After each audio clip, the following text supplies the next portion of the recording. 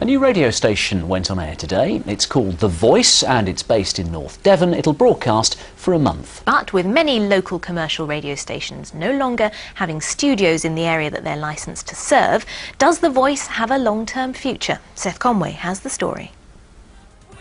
It's The Voice 106. A very good morning to you. It's Hobson Chapel with you.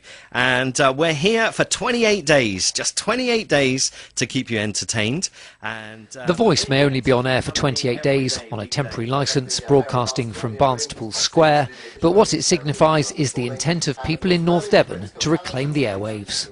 We feel that there's a need for a real local station for the Barnstaple area and North Devon as a whole, and this is just the stepping stone, the first stepping stone in achieving that. There was dismay locally when Heart Radio stopped broadcasting a separate service from North Devon when it merged all its Devon operations into one earlier this year. But the appetite for another local station has now been shown in Barnstaple as businesses have tuned in and there's a buzz in the town. I think a lot of people would rather have a local station than one that's based elsewhere.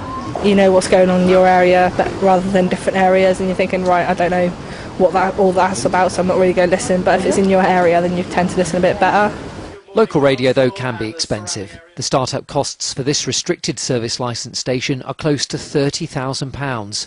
If it was granted a full-time licence, then that could increase to £250,000 a year. So the regulator Ofcom has to look at financial viability. The Voice, though, has got off to a good start already, attracting advertisers like Tarka Home Improvements. Everything we do is about the local community. We don't do any work out of the area, so we needed to advertise locally, and that's what the station does for us. The region's main urban areas have already shown that a second commercial station is viable, with Plymouth, Torbay and Exeter all having independent stations broadcasting 24 hours a day from and for their cities. I think it's very important to be local. You know, it's very important to represent the area that you serve. It's important also to have local people communicating with local people, and local radio enables, you know, our presenters to be able to do that.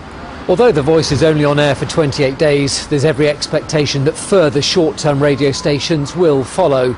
It's then up to the audience and advertisers to back those broadcasts and prove that North Devon, like elsewhere in the region, can support more than one local commercial station. Seth Conway in Barnstaple for the Westcountry Tonight. And you're with the Westcountry Tonight on Tuesday the 9th of November.